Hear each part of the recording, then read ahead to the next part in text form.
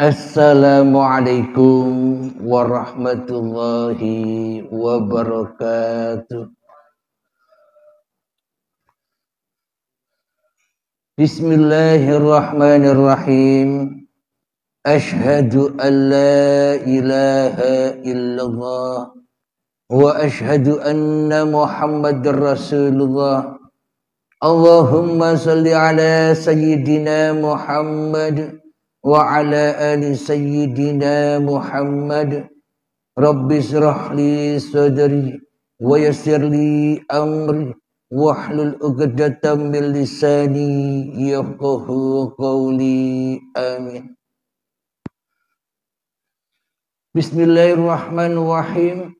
Salam hormatku, salam ta'zimku buat para sahabat-sahabatku tercinta, baik yang ada di dalam ataupun yang ada di luar negeri. Semoga kita semua senantiasa di dalam lindungan Allah Subhanahu wa taala. Amin ya rabbal alamin. Kajian malam hari ini bertemakan melihat langsung azab kubur. Kita ketahui bersama kiasan tentang azab kubur itu digambarkan ketika manusia sudah ditinggal oleh hidupnya.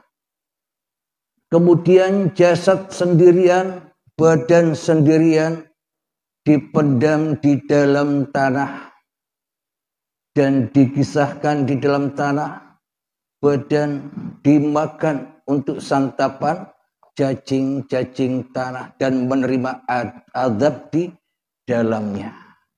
Itulah cerita yang kita dengar selama ini. Alhamdulillahirabbil alamin.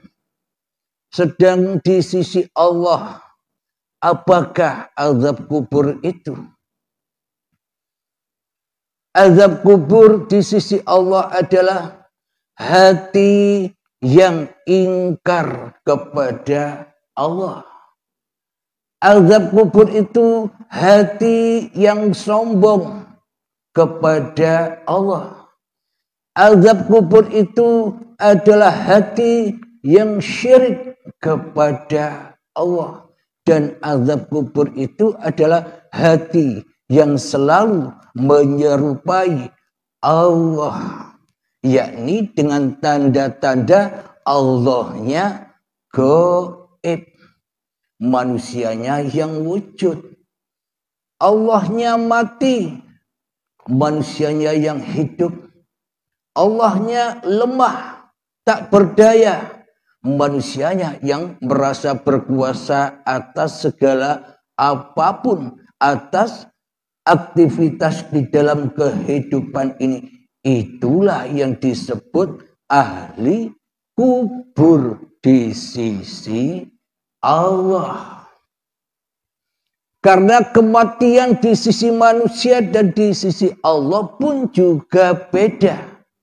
Kalau kematian di sisi manusia adalah mati secara jasmaniahnya, badannya yang mati. Itu anggapan mayoritas manusia tentang kematian. Sedangkan kematian di sisi Allah adalah kematian jiwanya, kematian kesadarannya di dalam bertuhan. Itulah yang dimaksud kematian. Ketika Adam dan Hawa memakan buah yang terlarang, yakni memakan buah kehidupan, buah jasmania ini diakui sebagai hak miliknya Adam dan Hawa.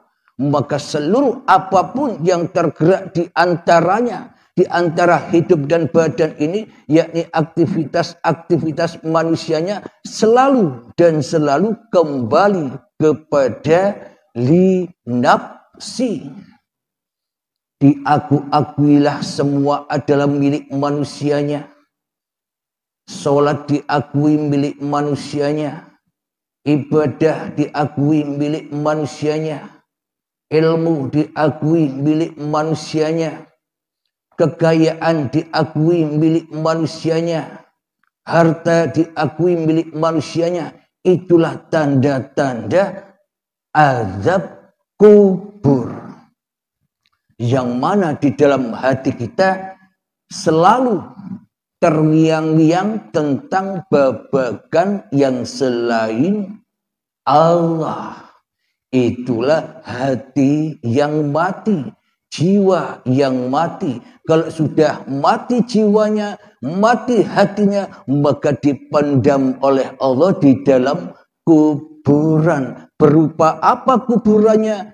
Badan-badan yang dari tanah. Inilah kuburan-kuburan hawa nafsu, kuburan-kuburan jiwa yang sesat, kuburan-kuburan orang yang tak punya iman. Karena di dalam hatinya selalu mengimani kepada hawa nafsunya saja yang ada, hawa nafsunya saja yang wujud, hawa nafsunya saja yang hidup, hawa nafsunya saja yang berkuasa, sehingga di dalamnya ramai dengan babagan-babagan isinya dunia saja. Inilah yang dimaksud azab kubur itu. Hati yang tersesat, hati yang tak bisa pulang kepada lillahi ta'ala. Karena di dalam hatinya lebih iman, lebih takwa kepada hawa nafsu kita sendiri. Lebih mempertuhankan iblis dan setan daripada mempertuhankan Allah. Maka sholatnya, ibadahnya, ilmunya, kekayaannya, semuanya menjadi api-api yang menyiksa dirinya di hatinya. Alhamdulillahirabbil alamin. Jadi yang dimaksud jasad-jasad itu dikubur untuk santapan cacing tanah itu makna yang sebenar-benarnya bagaimana? Makna yang sebenar-benarnya adalah hati manusia yang selalu cenderung menyaksikan dunia. Itulah cacing tanah itu. Yang mana hati manusia tidak menyadari bahwa dirinya sebenarnya tak ada. Bahwa dirinya hanyalah tanah yang selama ini sombong kepada Tuhannya. Ketika dirinya membangga-banggakan ibadahnya, membangga-banggakan sholatnya, membangga-banggakan tahajudnya di dalam hatinya, membangga-banggakan sholat duhanya, baca Al-Qur'annya dan sebagainya, membangga-banggakan ilmunya, membangga-banggakan hartanya, membangga-banggakan kekayaannya. Itulah hakikatnya cacing tanah yang menggerogoti hati tiap-tiap manusia. Logikanya begini. Seumpama saya dan Anda nanti mati, jasadnya mati, ditinggal hidup. Kita ambil jasad kita, kita potong-potong, kita kasih makan kepada harimau. Kira-kira jasad kita bisa sambat, bisa gero-gero, bisa menjerit-jerit. Sedangkan jasad tak ada hidupnya. Ya enjoy saja. Wong sudah tak ada pengakuannya. Kemudian apalagi dipendam di tanah. Tak ada hidupnya, bagaimana bisa merasakan sakitnya azab. Meskipun dimakan oleh cacing-cacing tanah, badan-badan kita ini, wong kita ndak ada di sana. Apakah mungkin kita merasakan kita disantap oleh cacing tanah? Logikanya bila kita ada di dalam tanah, mestinya ya kita bisa melawan atau mematikan cacing tanah yang menggerogoti tubuh kita. bila kita ada di dalamnya. Logikanya kan begitu. Akan tetapi kita sebagai manusia selama ini tidak rela, tidak ridho bila dikatakan tak punya hidup.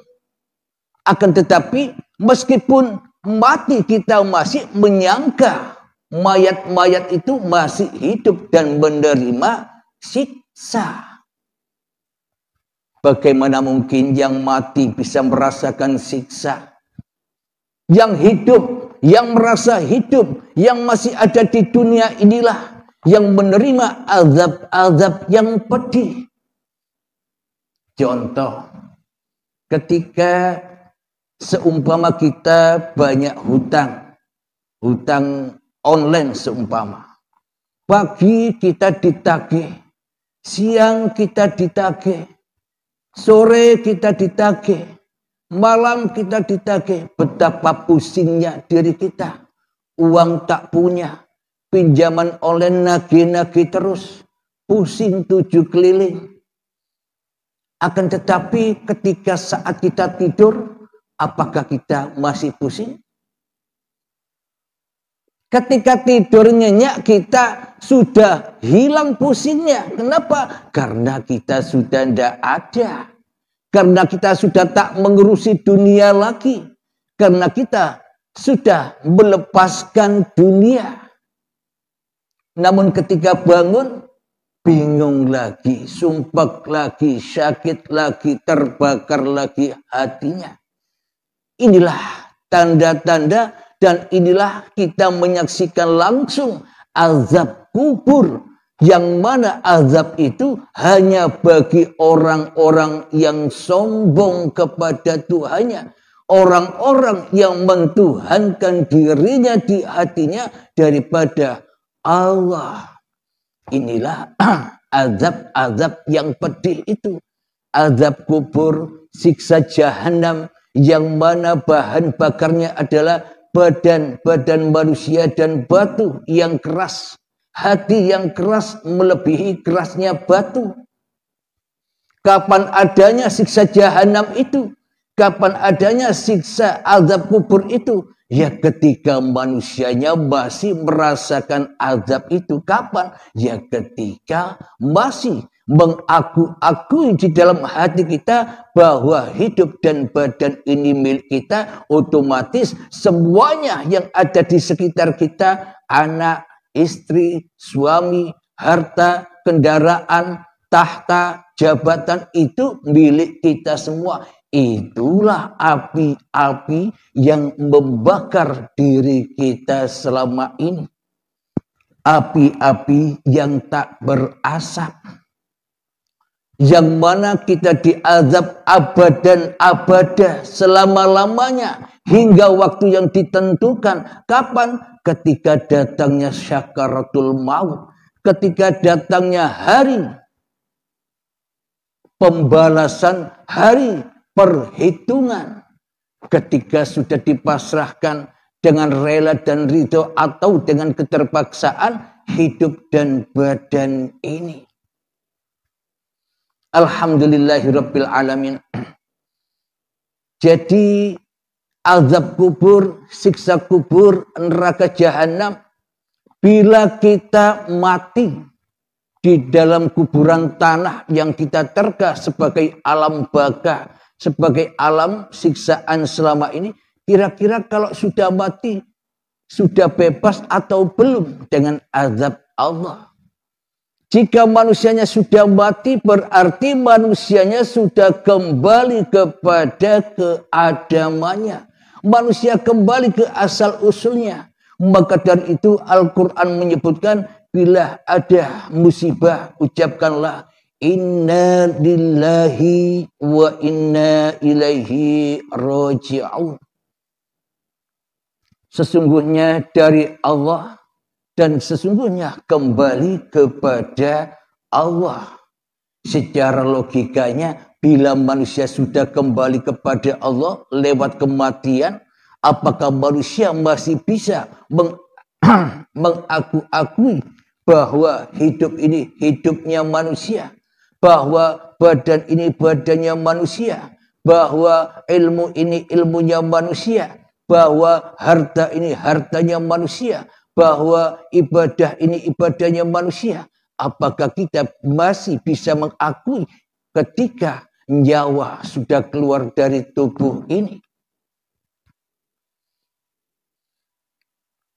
Jadi logikanya bila masih ada acara-acara alam-alam yang dikatakan, yang diceritakan selama ini setelah kematian, melewati alam kubur, melewati siksa kubur, menunggu di dalam kuburan tanah sampai kiamat tiba, menunggu sampai hari kebangkitan, menunggu di alam barzah, alam penantian, menunggu alam hisab, menunggu melewati wasiratul mustaqim, melewati neraka, surga, dan bertemu Allah. Selama ini kan begitu ceritanya. Berarti sekarang sampai di dalam surga Allahnya tidak ada. Inilah manusia yang selalu ingin menjadi Tuhan. Seolah-olah Tuhan tidak ada ceritanya. Yang ada hanya cerita manusia saja selama ini. Alhamdulillahirabbil alamin. Bila setelah kematian tiba masih ada acara lain, melewati alam-alam lain seperti itu, berarti manusianya kan belum mati. Berarti kan manusianya belum kembali. Logikanya kan demikian. Namun akan tetapi ketika manusia sudah kembali kepada Allah, inna lillahi wa inna ilaihi raji'un, maka bebaslah manusia dari berbagai beban-beban yang disandangnya. Manusia sudah kembali kepada Allah baik secara rela dan ridho ataupun keterpaksaan. Rela dan ridho atau keterpaksaan bukan hak milik manusia juga. Semuanya hak milik yang menciptakan. Semuanya hak milik yang menggerakkan.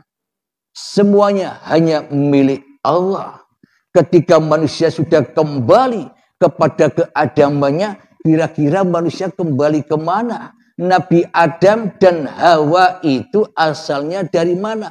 Berarti manusia kembali ke surga di sisi Allah.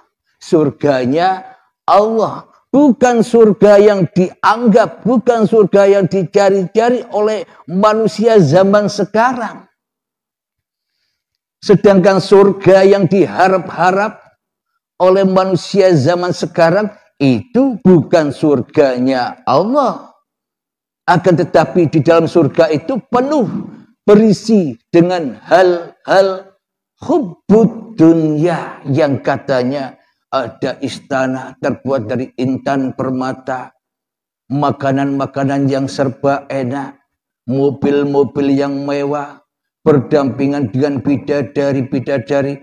Itu semua kan surganya iblis, yang mana di dalamnya full dengan kepentingan-kepentingan dan kesenangan-kesenangan hawa nafsu.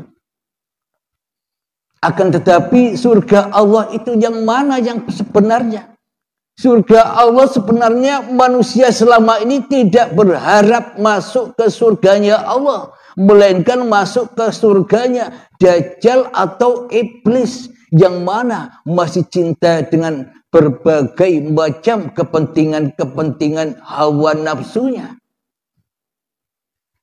Apakah surganya Allah yang tak pernah diharap-harap oleh manusia itu? Bismillahirrahmanirrahim. Ya ayyatuhan nafsul mutmainnah. Wahai jiwa-jiwa yang tenang. Bagaimana cara agar jiwa ini bisa tenang? Caranya adalah irji'i ila rabbiki radiyatan mardiyah. Pulanglah kembalilah dengan rela dan ridho kepada Tuhanmu. Pulang dengan rela dan ridho bagaimana? Lepaskanlah pakaian-pakaianmu. Lepaskanlah amalmu agar menjadi lillah. Lepaskanlah ilmumu agar menjadi lillah. Lepaskanlah harta-hartamu agar menjadi lillah. Lepaskanlah jabatan-jabatanmu agar kembali lillah. Lepaskanlah seluruh amal-amalmu, tahajudmu, sholat duhamu, puasamu, sholawatanmu, zikiranmu, agar supaya hatimu lillah, agar hatimu damai. Pulangkanlah bahwa semuanya bukan milikmu. Ini kan surga yang tak pernah diharap-harap oleh manusia. Surganya manusia yang diharap-harap oleh manusia kan selama ini tambah diaku-akui. Ilmu-ilmuku, amal-amalku, harta-hartaku, kaya-kayaku, semua hanya milikku, surga-surgaku. Ini kan tambah pengakuannya tinggi. Bila masuk surganya iblis. Akan tetapi bila masuk ke dalam surganya Allah, tak ada sedikit pun walaupun sebiji darah cinta tentang dunia.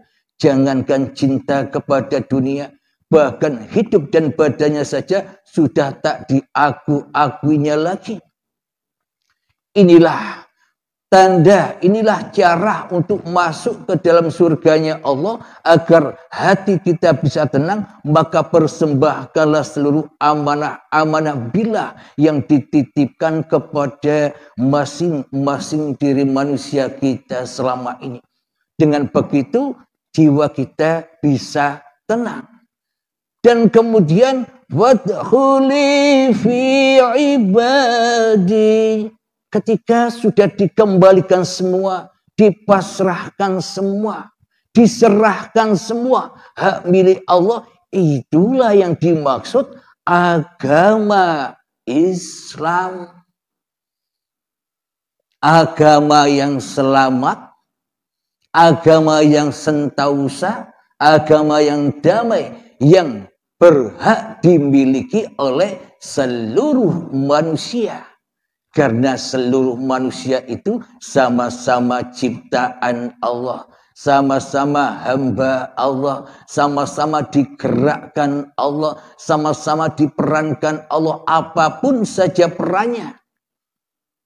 Peran beragama yang lain, peran nama Tuhan yang lain, semuanya hanya perannya uripe Allah. Bila manusia rela, ridho kembali ke kampung halamannya, yang dulu Adam kembali ke Adam, yang dulunya tak ada kembali tak ada, yang dulunya gaib kembali ke gaib, maka disitulah surganya Allah. Ketika di dalam hati manusia, la ilaha illallah, itulah surga. Bukan surga-surga yang kita damba-dambakan selama ini. Kemudian ayatnya wadkhuli jannati. Ketika kita sudah kembali, tidak makan buah khuldi lagi, tidak makan buah terlarang lagi, maka disitulah tempat kembali Adam dulu diciptakan dari tanah. Berarti surganya seluruh manusia di mana? Al-jannatu tahta aqdamil ummahat. Surga itu berada di bawah telapak kaki ibu. Di telapaknya apa di bawah telapak? Di bawah telapak. Berarti di bawah telapak itu apa? Bumi. Jadi tanah itu kampung halaman kita. Yang selama ini kita tidak sadar. Mestinya kita kangen pulang kampung. Sama seperti kita ketika kita bertamasya. Bertamasya kemana saja, ke ujung dunia pun. Nanti ending-endingnya kangen pulang. Pengen pulang. Sebenarnya manusia itu cinta kepada kampung halamannya. Akan tetapi manusia selama ini terlena di dalam pengembaraannya. Terlena di dalam kehidupan yang serba menyesatkan jiwanya ini. Alhamdulillah, silakan kakek. Sebelum kita lanjutkan, marilah kita berlatih menghening-heningkan diri, mensunyi-sunyikan diri, melepaskan diri, menggelap-gelapkan diri agar terang benderang uripe Allah di dalam hati kita. Bismillahirrahmanirrahim. Mengheningkan cipta, mulai, silakan.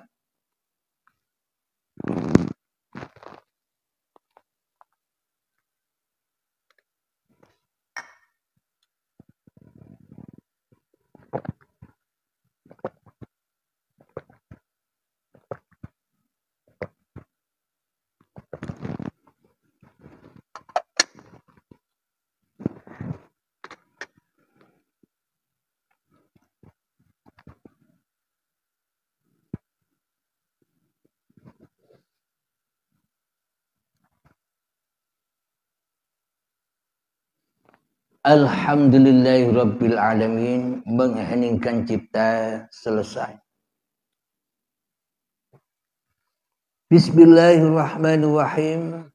Jadi sudah kita ketahui bersama apa sih hakikatnya cacing tanah yang menggerogoti tubuh manusia ketika di dalam kuburan. Itulah proses-proses yang indah. Bukan proses yang menakutkan. Proses untuk kembali ke asal-usul badan jadi tanah kok ditakuti. Sementara kita tidak ada di sana. Jadi awal dan akhir sama. Ketika kita diciptakan oleh Allah dari tanah sampai menjadi tumbuhan. Hingga menjadi hasil dari tumbuhan, buah-buahan, sayuran, padi, hingga menjadi sel sperma dan sel telur, hingga menjadi gumpalan darah, gumpalan daging dan janin, sehingga menjadi bayi. Apakah Anda semua tahu prosesnya? Proses awal dan akhir sama-sama kita tidak tahu apa-apa. Apakah ketika Anda diberangkatkan oleh Allah dari tanah sampai menjadi bayi, merasakan tidak enak atau merasakan enak atau merasakan siksa yang pedih? Kan kita tidak tahu apa-apa. Ujuk-ujuk tiba-tiba lahir ketika saat detik-detik akil balai mulai berperan menjadi Tuhan. Alhamdulillahirabbil alamin. Ketika inna lillahi wa inna ilaihi raji'un pun juga sama hakikatnya. Bagaimana mungkin manusia yang sudah mati tahu kepada dirinya bisa melihat badannya?